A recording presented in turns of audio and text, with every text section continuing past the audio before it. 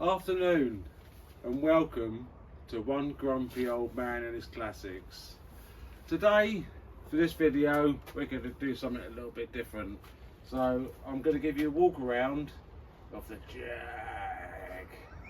Everyone says that now, don't they? After Clarkson started that off. You have a Jag. But anyway, this car, I've owned it, or we've owned it, 24 years. Hasn't always looked like this. It was a very nice car when I bought it. But anyway, I'll tell you the story, and we'll have a little walk round, and I'll show you around this beauty.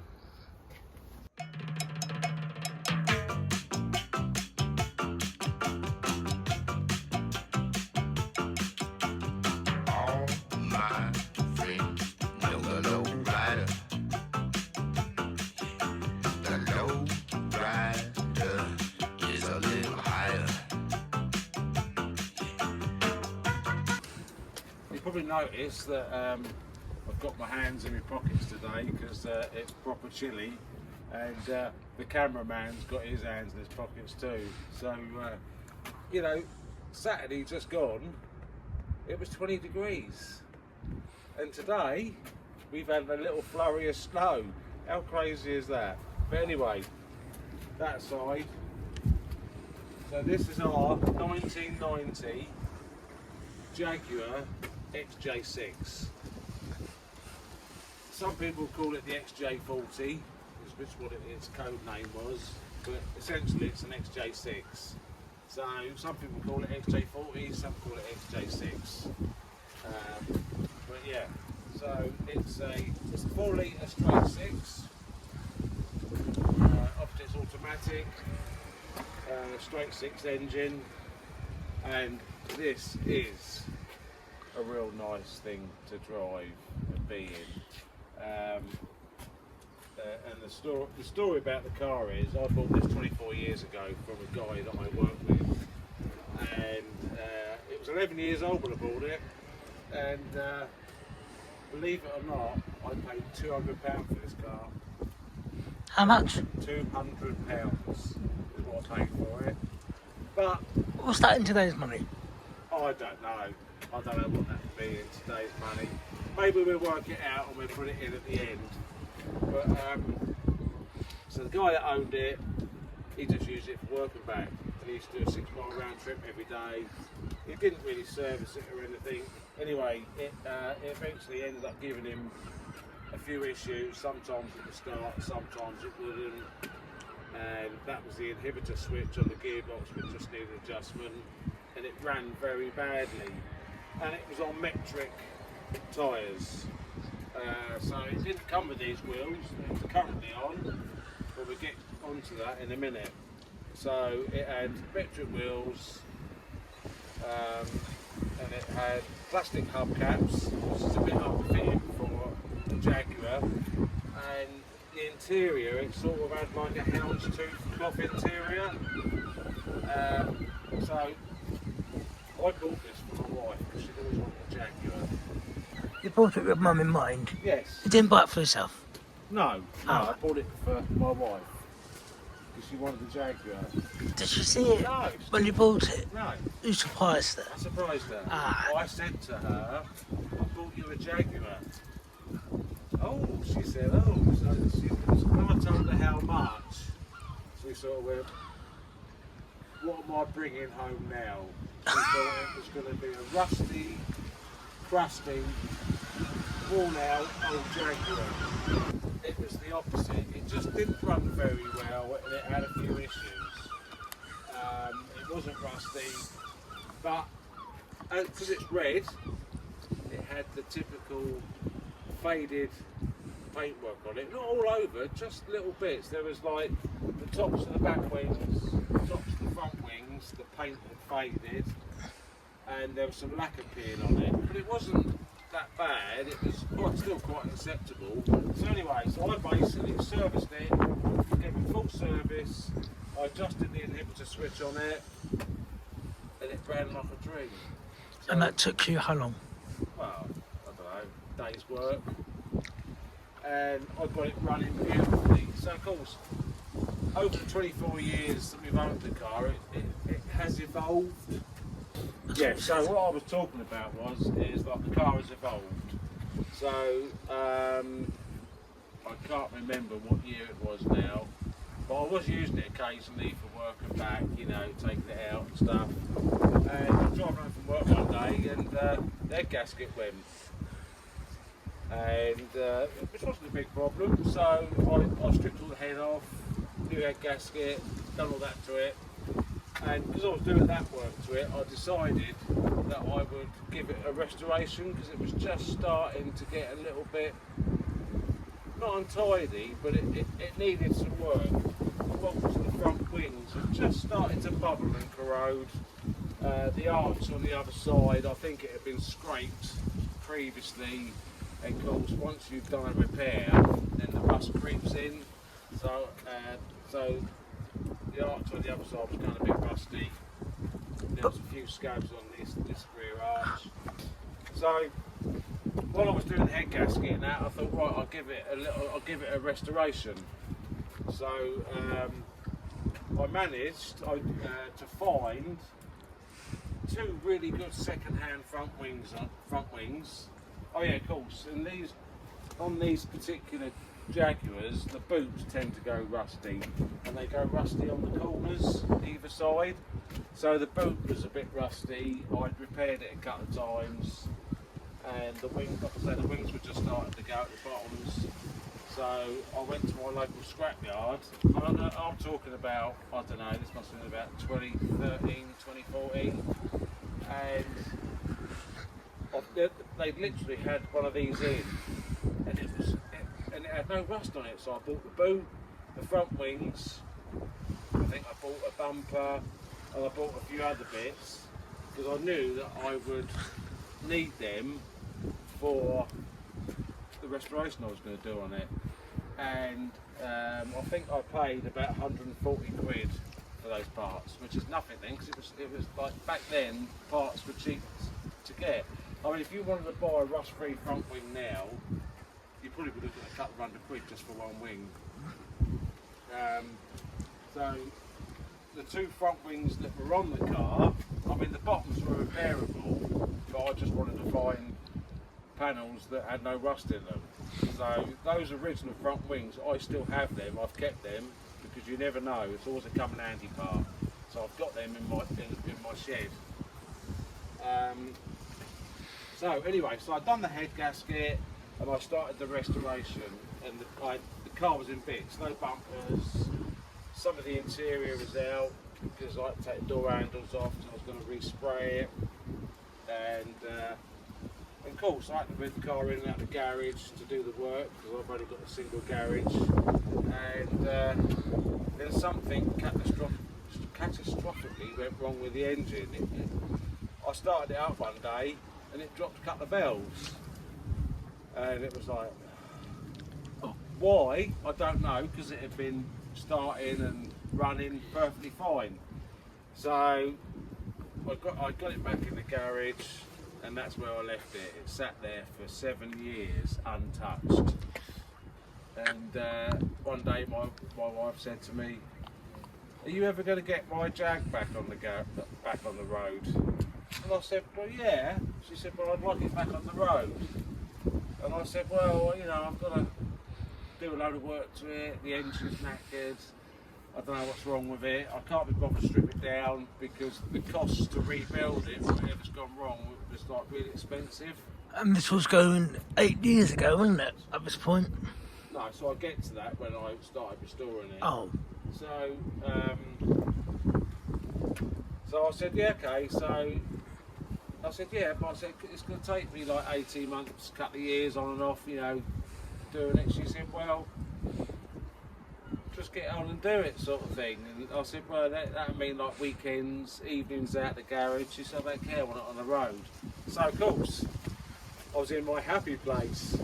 A lot of most evenings, most weekends. So that's where it began. So I gave it a restoration. So yes, I've sprayed it. And I did spray it in the garage, but obviously I've only got a single garage, so I had to do it in sections.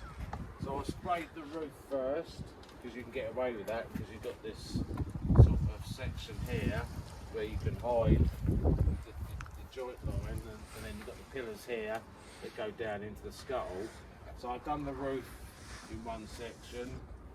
I sprayed the front separately, I sprayed the back separately, and then I've done the doors separately. So I had to keep moving the car over, do one side, move it over, do the other side, and so on. So I had to do it all in sections. And I had to be quite clever how I'd done it. So my finish line on each spraying session was on a join, so it wouldn't show. And I think for like a home respray, it came up really well. So that was, I started that in 2017 and it was back on the road in 2018. So it was about 18 months it took me. And of course, I didn't like the wheels that were on it. It just had horrible steel wheels with plastic hubcaps, and I wanted some proper Jaguar wheels. And I may be wrong, you know, someone might correct me, but I believe these are XJ12 wheels. And these are quite rare because most commonly they were 7-inch wide, was the standard option. But these are the 8-inch wide ones, and these are the ones that are very, very sought after, that everyone wants. Well, I didn't know that at the time. I bought these off of eBay. I think it was like a scrapyard that had an auction for these wheels. And I actually won these wheels for 176 quid. I didn't know what they were. I knew they were Jaguar wheels. I knew that I bleed XJ12, so I knew what they were.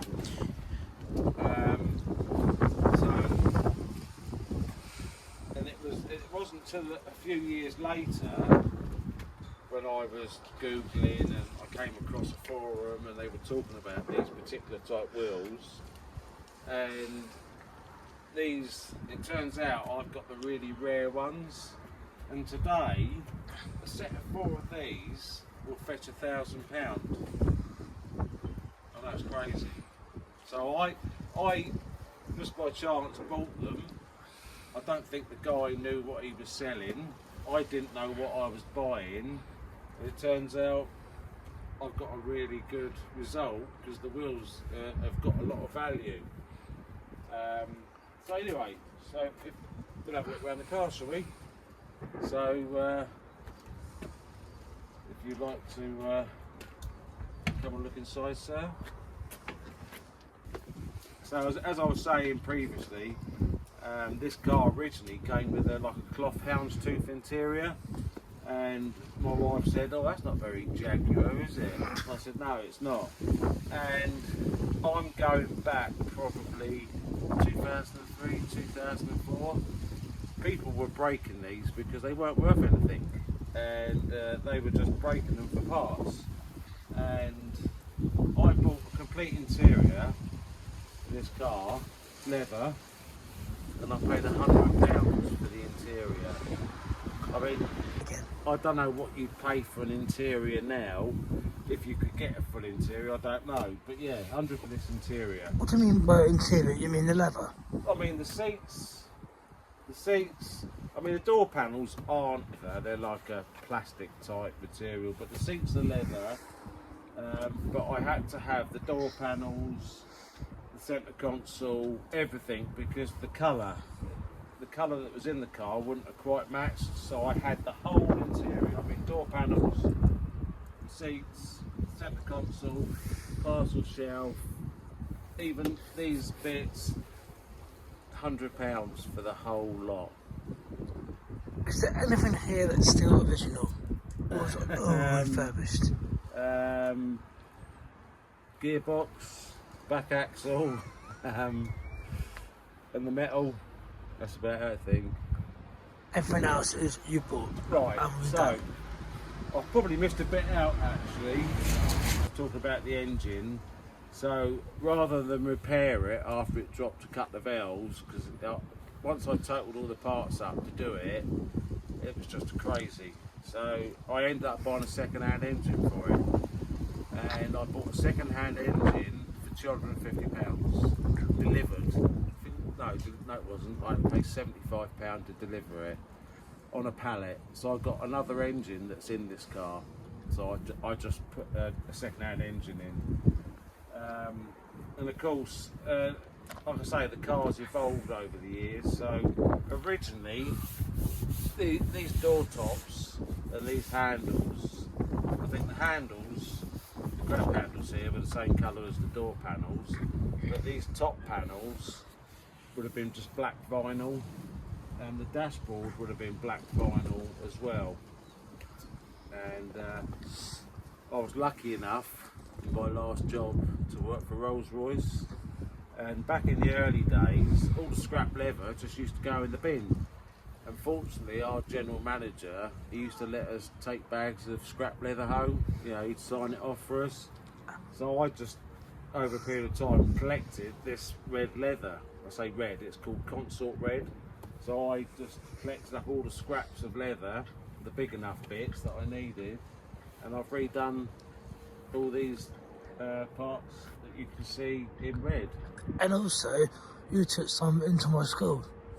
I did, yeah, because they used it in the Art classes. Art classes, yeah. Yeah. Because we did. Back in the day, we used to donate the scrap leather to schools and any other sort of charities That would make use of it. that could make use of it in like their arts and crafts and stuff like that. And I remember the teacher that I had at art class was very delighted with leather. Oh, They've right, never yeah. had leather ever in them. Yeah, no, but they were always delighted. They were very grateful. They were very thankful, and it was a good thing to do because otherwise we'd have to pay to get rid of it. So anyway, that's the interior. Really nice place to be. Got some nice floor mats in there that I had made up. But it's listen to that. So of course then the only thing I didn't cover in leather was the steering wheel, because I haven't got those. It's black leather. Would have been nice in red leather, but I haven't got the skills to do that. So, I've just left that because there is still some black bits on the dashboard. So, of course, and I forgot. I believe this car was a company car when it started its life. I've got some information somewhere, and this car came with a built-in phone, a corded phone. You don't see them anywhere anymore, do you? I know, because it's analog. It's not a digital phone, it's analog, so it doesn't work anymore. But I've left it in the car because it's part of the car story. It came with that and it was built in. And yeah, amazingly enough, it is a hands-free setup, but yeah, you can, like back in the day. So, do you want to come in and have a closer look at the phone installation?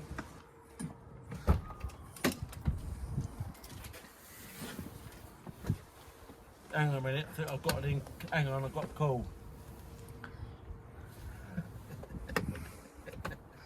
Yeah, so it's got a nice console, you know.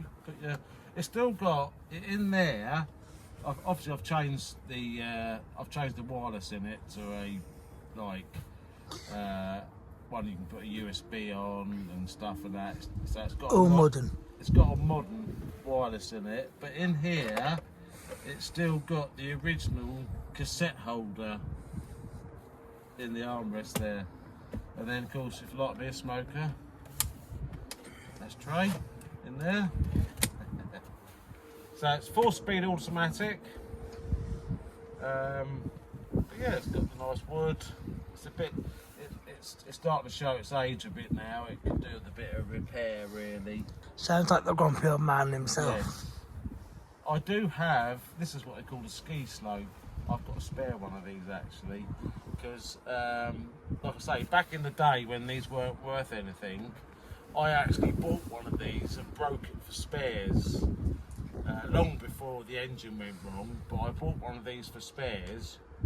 I paid £100 for it, and I kept the bumpers, all the lights, all the electrical components, ECUs, all that type of stuff. I've got a whole hoard of spares for this car, so because I knew we'd be keeping this long term, so I have got a lot of stuff, so I can, you know, I knew that eventually parts would be hard to get hold of, so I've got my own stock of parts to keep this going if needed, you know, if anything goes wrong. So just on the dashboard here, this is a very antiquated type of computer. So you can check your mileage, you know, how much you're doing to the gallon. You can do all sorts on it. Still works. So, you know, if you're thinking, what's the fuel consumption on this sort of vehicle? If you're thinking, well, yeah, what's the fuel consumption on this? It's not that bad, really. Around town and that, yeah, obviously it kills it. You know, you're probably looking at about 18, 19 to the gallon. But on a long run, if you're driving sensibly, I don't mean like driving like Miss Daisy, 50 mile an hour or something, but if you're doing the national speed limit and you're driving sensibly, I've actually seen 29.7 to the gallon. So, you know, that's not bad. That's not bad, you know, for its size engine. So here we have the heart of the car. So it's, you can see there, Jaguar 4 litre. So it's 4 litre straight 6. I can't quite remember the brake horsepower. I want to say it's 225. Yeah, you might laugh. You know, for such a big engine, that's quite a small. That's quite a small brake horsepower out of such a large engine. Because by today's standards, you know, you're probably getting that out of a 1.6 or something. You know.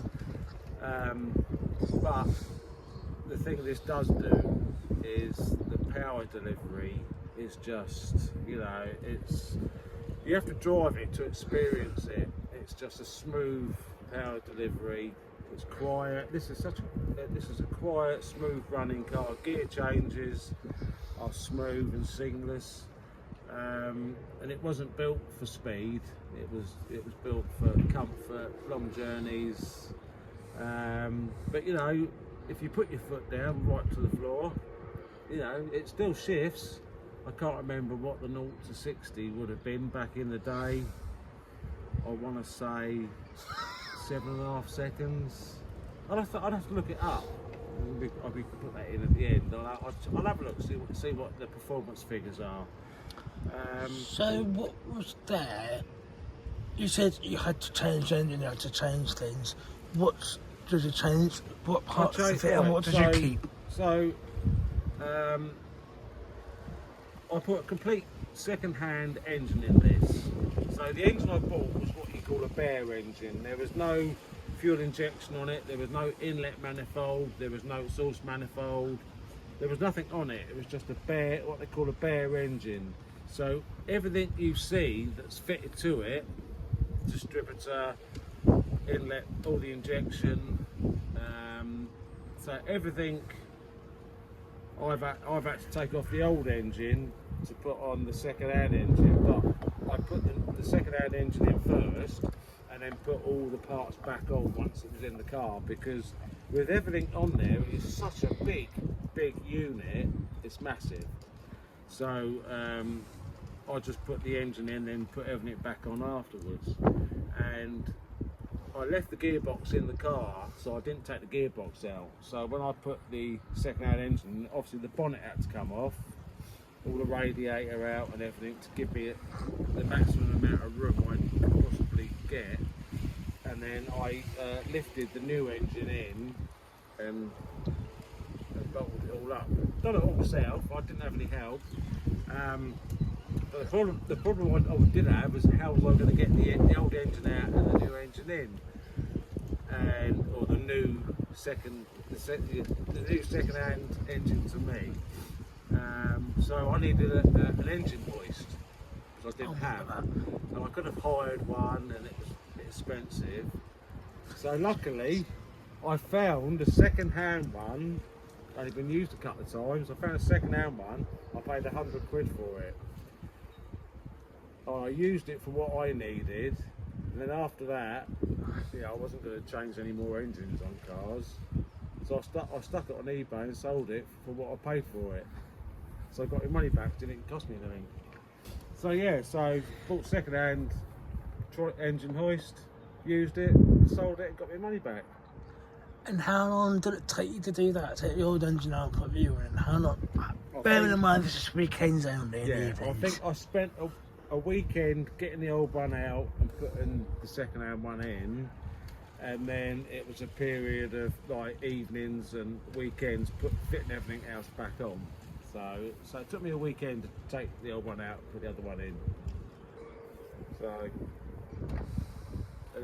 I just love these Jags, the way that the bonnet goes forwards. This isn't a standard fitment. These cars never came with this, and stupidly I thought it'd be a good idea to put one of these on, and I sort of wish now I'd never done it. Anyway, it's on there now. Did that get chopped off a couple of times by Well, this people? is the second one I've had on here Because I left it outside on the drive one night and someone nicked it. So I had to get another one. Yeah. So anyway, do you want to come around and have a look at the front? So I just thought I'd introduce the Jag to you, give you a little walk around, a bit of history about it, what I've actually done to the car. And of course, it never goes out in the rain. It doesn't. Like I say, the only time it gets wet is when I wash it. But it lives in the garage all year round. Never gets left out. And I think that's what's helped preserve it, because these cars are quite prone to rusting. And I think by us garaging it for the last 24 years, it's helped go a long way in preserving it. And we use it in the summer months, so it's only taxed for 6 months of the year. So yeah, so I hope you've enjoyed this video. And don't forget to like, subscribe. Just follow me, whatever, great, really appreciate it, so see you on the next one. Bye. Oh, in my Jag.